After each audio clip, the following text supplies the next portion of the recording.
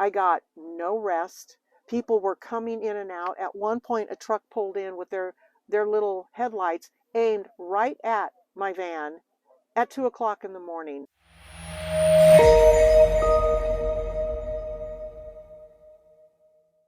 I'm going to talk about my camping trip to California, and I think that you will get a lot of really good information out of my experience of going to California. Hi, everybody, and welcome back to the Happy Camper. Hope everybody is having an awesome day. Geese, lots and lots and lots of geese are behind me, and they're going to be honking all the way through this video, I'm quite sure. Hopefully the mic will pick me up more than it will the honking of the geese.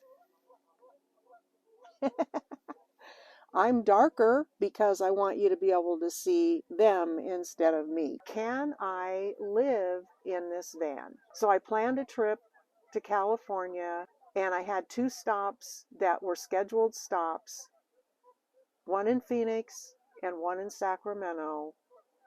The rest of the trip was on a wing and a prayer, and that's what I want to tell you about, is the wing and the prayer.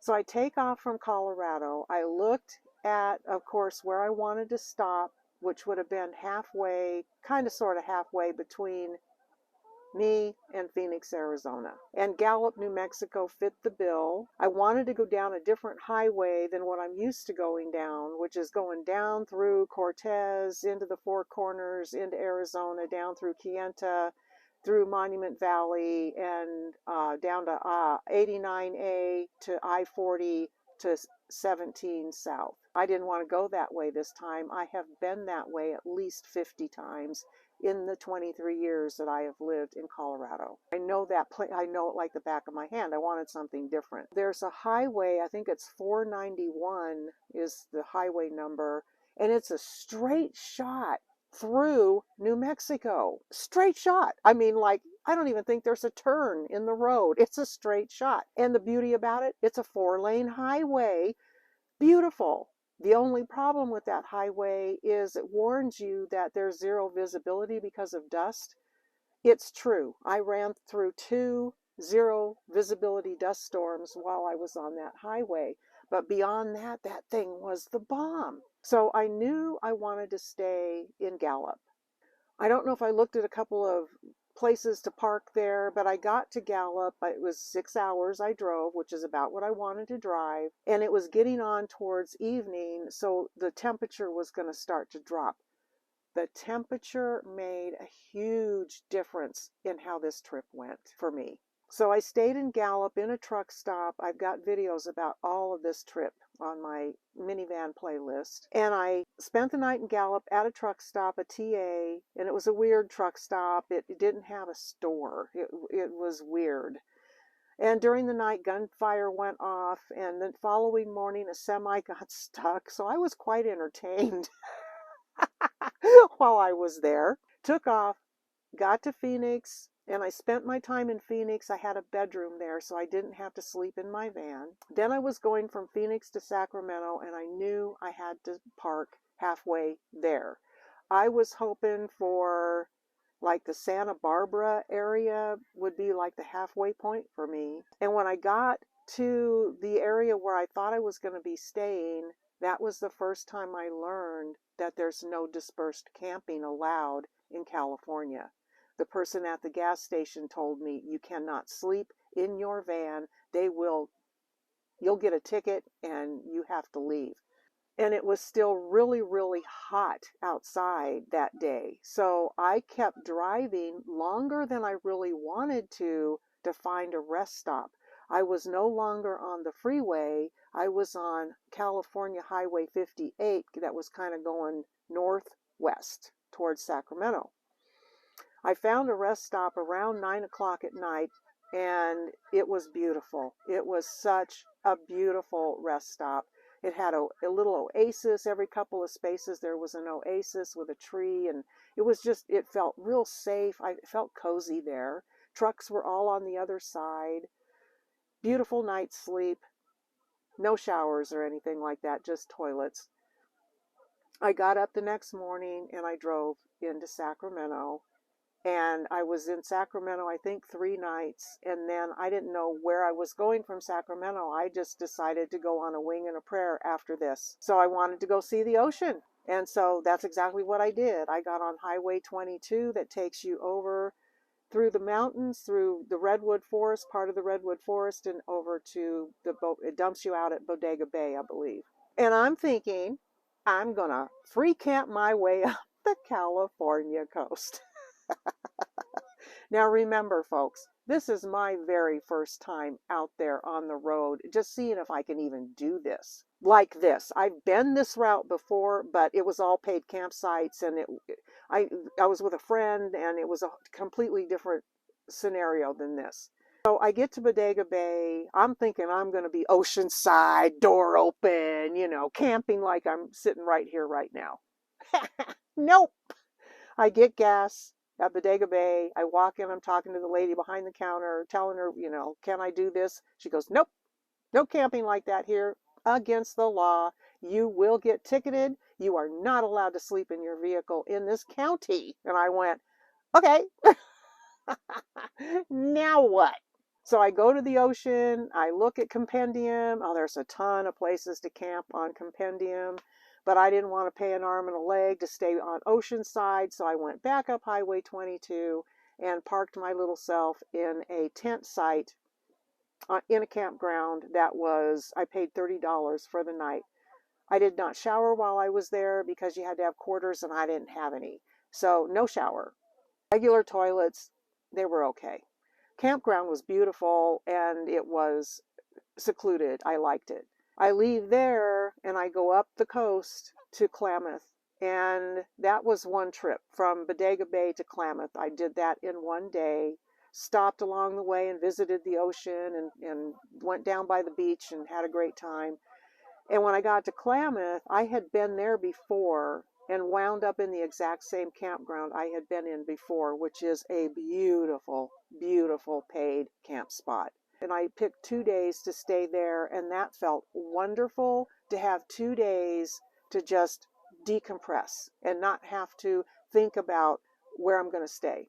And that was $50 for the 2 days. And I loved it there. I didn't want to leave. I did not want to leave. The ocean was right there. Klamath River runs right into the ocean. Spent my 2 days. And after that, I'm like, well, do I want to go into Oregon and go see Gina, van life with Gina Payne, or do I want to start heading home? Well, I hadn't let Gina know I was even anywhere near that area. Didn't know what her plans were. So I just said, yeah, I'm going to go ahead and I'm going to head back home. And besides that, the gas prices were just so high in California, and they were going to get worse before I even got home. So I leave Klamath, and I know I want to go through where I grew up in California and then head back towards Sacramento. And I thought I was going to be spending the night kind of in that area and then keep on going the next day. That is not what happened. It was 105 degrees on this day, and it stayed 105 degrees all the way through the entire state of California. So I finally get cool weather when I got into the Sierras and was headed towards Tahoe by this time, towards Reno.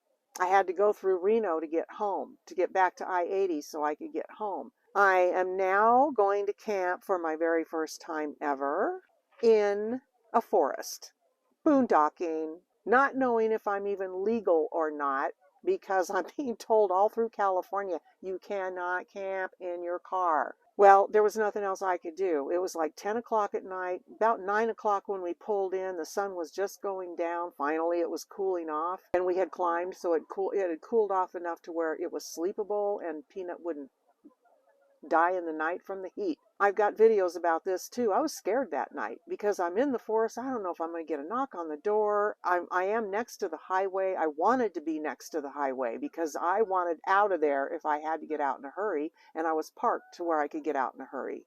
But then people might be able to see me. I thought I was pulled back far enough that you really wouldn't notice me as you drove by, if you follow me. So I made it through the night. Obviously, I'm sitting here doing this video. I wasn't murdered in the night. Nobody got me. I was good. And then I'm this close to Tahoe, and I'm like, why not go to Tahoe? you got no plans, you got nowhere to go, you're almost there. Why not? I'm thinking I'm going to free camp my way while I'm at Tahoe. Ha! I get to Tahoe, I have to get gas. I pull into the gas station and they have three prices, $4.89 and on up.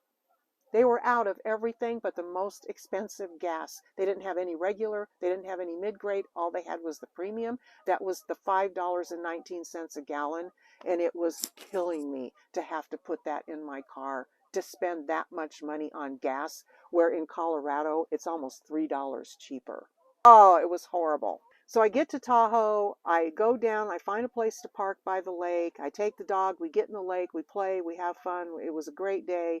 Now I've got to find a place to sleep. Well, I look up behind me, directly behind me, there's a campground straight up in the lake. So I drive over there and I talk to the camp host, and she said, it's $20, but you've got to sleep in the parking lot. We don't have any available campsites. And I said, done.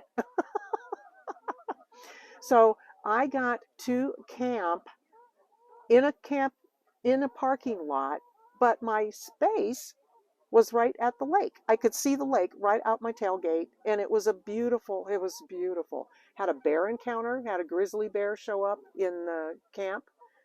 Thank goodness it wasn't my campsite, but it was like down just a little ways. I've got video about this. Loved it. But here's the deal. There were people all over the place. It was June. It was packed. It's Tahoe. There were people paying for camping along the side of the road going into this campsite. They were parked all up and down and paying for it. California is a different animal than what I was expecting by watching YouTube van lifers who camp in California. I don't know where they're doing it. I don't know how they're getting away with it.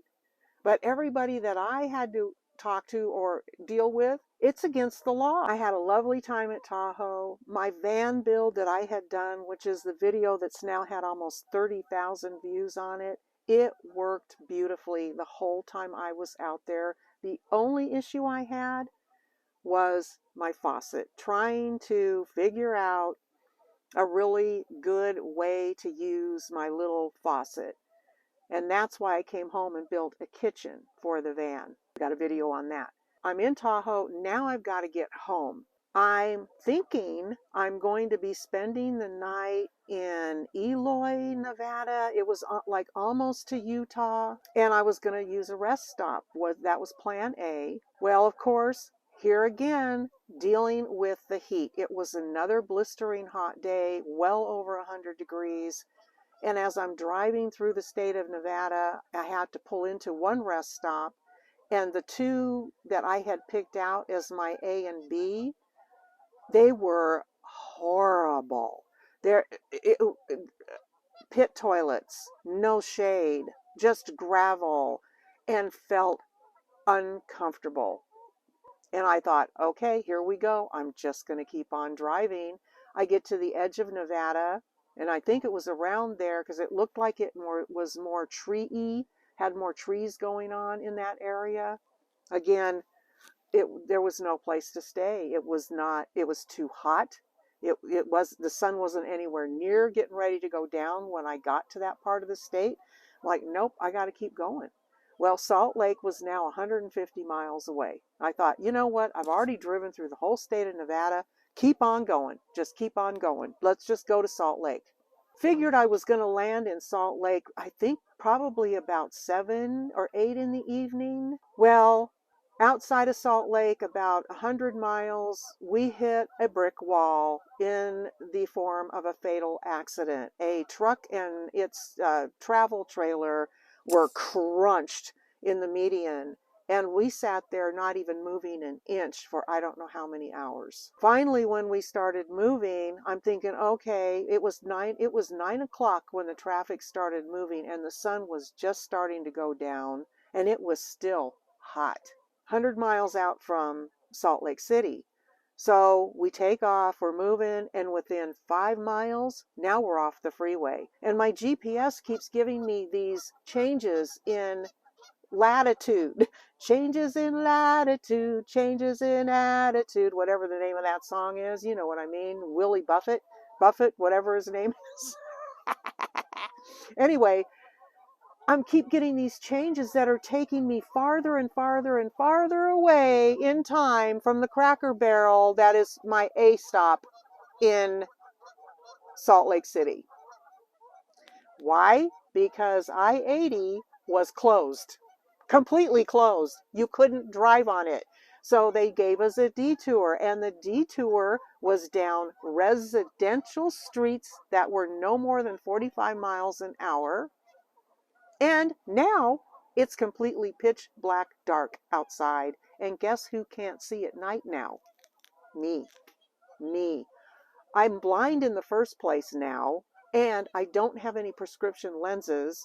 I had plans on being planted before the sun went down, and here I am, 9, 10 o'clock at night. The sun is completely down. I'm in a place that I don't recognize, on a street that the lines, you can barely see them, trying to navigate my minivan, and I was scared to death. Needed to just trust in the Lord on that one. Well, finally, at around 11 o'clock, we hit the outskirts of Salt Lake. And I see a Flying J and a hotel. And I went, yay, home. I'm home for the night. For some crazy reason, I decide to pick the hotel parking lot instead of just going to the Flying J, which is where I should have gone in the first place. I'm an ex-trucker. I know truck stops, and Flying J's, when I was driving a truck, were the bomb. They had the best food, they had the cleanest insides, they had the best showers. They were safe, they were comfortable. I loved Flying J's. Loves, hated Loves. Couldn't stand Loves as a trucker. Instead of going to the Flying J, I go to the hotel parking lot. I pull in. I don't tell anybody I'm there. I pull in. I'm going to stealth this bad boy, right? And I have, on this side of the van, I've got bushes all along this side of the van. No, this is open to the parking lot. On this side of the van, it was all bushes. There was an oasis right here. Where the tailgate is, I had the tailgate up, my mosquito nets on, everything, because it was still blasted hot outside. And it was a straight drop off behind the tailgate. So I knew nobody could get to me through the tailgate. But also right behind me was the freeway or a road that was extraordinarily noisy. I got no rest. People were coming in and out. At one point, a truck pulled in with their little headlights aimed right at my van at 2 o'clock in the morning. And I went, I gotta drive. I've got places to go. I can't do this. So I climb into the seat, turned the key, went over to the Flying J.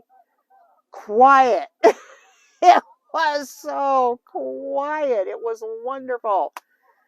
Slept for about 5 hours, got up, brushed my teeth, used their bathroom. I don't know what I ate for breakfast. Can't remember what I did for breakfast. I didn't cook anything. And off I went, and I got home. The weather had a lot to do with my inability to stop when I wanted to stop. And that is the really important thing I wanted to talk about in this video, because if this global warming keeps going the way it's going, if you're trying to chase the weather, you're going to be in Canada. You're going to be in Canada with my relatives up there in Canada, because it's going to be too doggone hot here. I mean, I'm talking Northern California, okay? Nevada, of course, is going to be hotter than blazes, but Utah was hotter than blazes. It's just been hot, hot, hot, hot, hot. I appreciate you listening to my story today. I really do. If you made it all the way to the end, I really appreciate it. I hope the honking geese didn't interfere too much. I won't know till I do the playback on this. But anyway, hit that subscription button if you're new to the channel. Ding the notification bell if you want to get notified when and if I upload new videos. And always remember the thumbs up. I'm still hardly getting any thumbs up for the viewers that I have on my channel. It's like less than 10% of people are hitting the thumbs up. Even if you hate my video, give it a thumbs up, because somebody else might like it. Okay? All right. I will see you next time. Peace out.